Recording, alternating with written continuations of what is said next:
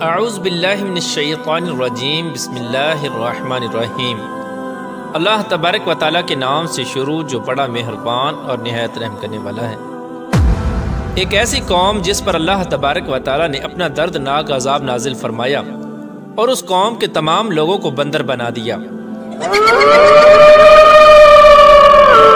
اس قوم کے لوگ کون سا ایسا گناہ کرتے تھے جس کی وجہ سے اللہ تبارک و تعالیٰ نے ان پر دردناک عذاب نازل فرمایا، اور یہ لوگ بندر بننے کے بعد کتنی دیر زندہ رہے اور پھر ان کو کس قدر دردناک موت آئی۔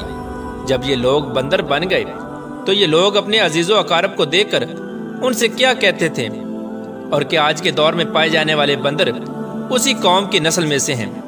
ان تمام تر سوالات کے جوابات قرآن و حدیث کی روشنی میں آج کی اس ویڈیو میں ہم آپ کو بتائیں گے، لہٰذا آپ سے گزارش ہے کہ ہماری اس ویڈیو کو اینڈ تک ضرور دیکھیے گا۔ انسانوں کے بندر بننے کی ابتدا حضرت داؤد علیہ السلام کے دور سے ہوئی۔ اس واقعے کا پس منظر کچھ یوں ہے۔ حضرت داؤد علیہ السلام اور ان کی قوم سمندر کے کنارے ایلا نامی گاؤں میں رہتے تھے، اور ان کی تعداد 70,000 کے قریب تھی۔ یہ قوم بڑی ہی خوشحال تھی اور اللہ تبارک و تعالیٰ کی فرما بردار قوم تھی۔ اس قوم کو اللہ تبارک و تعالیٰ نے بے شمار نعمتوں سے نوازا تھا۔ ہر طرف سرسبز و شاداب باغات اور ہر طرف ہریالی ہی ہریالی تھی، اور اللہ تبارک و تعالیٰ کی بے پناہ کرم نوازی تھی۔ یہ لوگ اپنی اس زندگی میں بہت ہی خوش تھے۔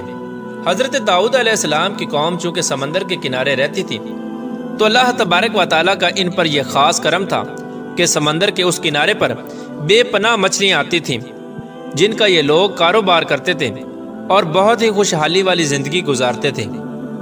جب یہ قوم اللہ تبارک و تعالیٰ کی نعمتوں کی وجہ سے خوشحال ہو گئی تو اللہ تبارک و تعالیٰ کی نافرمانی پر اتر آئی اور طرح طرح کے گناہوں کے اندر مبتلا ہو گئی۔ اور پھر ایک دن اللہ تبارک و تعالیٰ نے اس قوم کا امتحان لینے کا ارادہ کیا اور حضرت داؤد علیہ السلام کو وحی بھیجی کہ اپنی قوم سے کہہ دیں کہ وہ سنیچر کے دن یعنی ہفتے والے دن مچھلی کا شکار کرنا بند کر دیں۔ اس طرح اللہ تبارک و تعالیٰ نے حضرت داؤد علیہ السلام کی قوم پر ہفتے والے دن مچھلیوں کا شکار حرام فرما دیا، اور پھر یہاں سے اس قوم کی بربادی شروع ہو گئی۔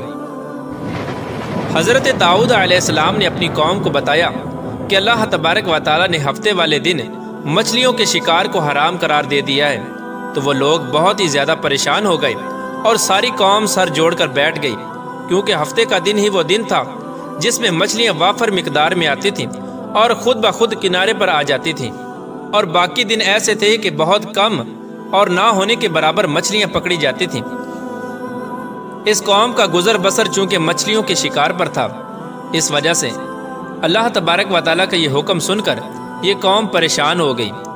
یہ نہیں جانتے تھے کہ اللہ تبارک و تعالیٰ کی طرف سے یہ ایک آزمائش ہے۔ پھر ایک دن شیطان نے ان کو وسوسہ ڈالا کہ سمندر سے نالیاں نکال کر خشکی میں بڑے بڑے حوض بنا لیے جائیں۔ جب ہفتے والے دن مچھلیاں آئیں گی تو وہ نالیوں سے ہو کر ان بڑے بڑے حوضوں میں آ جائیں گی، اور اس طرح پھر ان نالیوں کا منہ بند کر دیا جائے، اور پھر اگلے دن یعنی اتوار والے دن ان کو پکڑ لیا جائے۔ شیطان نے اس قوم کے لوگوں کو ورگلایا کہ اس طرح ہم ہفتے والے دن شکار سے بھی بچ جائیں گے اور مچھلیاں بھی ہاتھ آ جائیں گی اور وہ بھی پکڑی جائیں گی۔ بہت سے لوگوں کو یہ ہلا بازی اچھی لگی اور انہوں نے ایسا کرنا شروع کر دیا، اور سمندر سے چھوٹی چھوٹی نالیاں نکال کر بڑے بڑے حوضوں میں ڈال دیں، جس کے ذریعے وافر مقدار میں مچھلیاں ان حوضوں میں داخل ہو جاتی۔ اس قوم کے بدبخت لوگوں کو شیطان کا یہ ہلا بہت پسند آیا، لیکن اس قوم نے یہ نہ سوچا کہ جب مچھلیاں سمندر سے حوض میں آ کر قید ہو گئی تو پھر مچھلیوں کا شکار ہی ہو گیا۔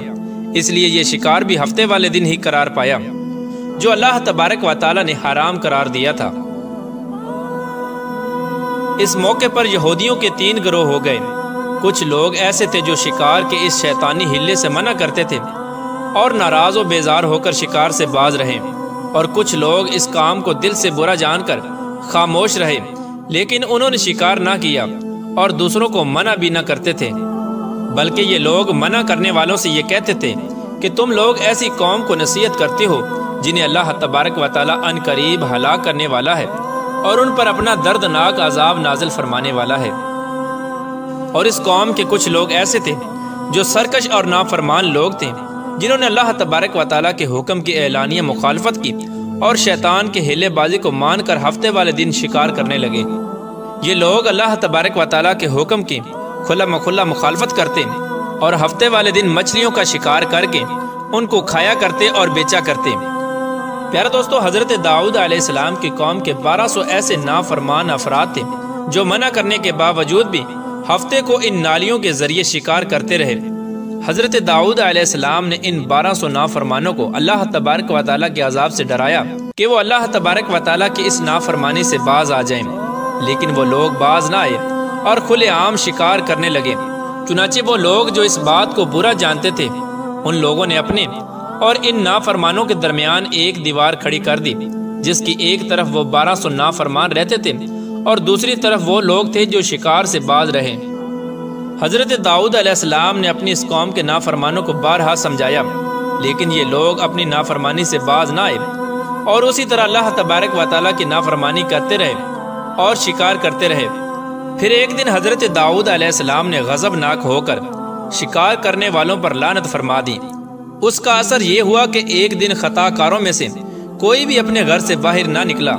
یہ منظر دیکھ کر کچھ لوگ ان کی دیواروں پر چڑھ گئے تاکہ معلوم ہو سکے کہ وہ لوگ کس حال میں ہیں۔ جب ان لوگوں نے ان نافرمانوں کو دیکھا تو وہ سب کے سب بندر کی صورت میں مسخ ہو چکے تھے۔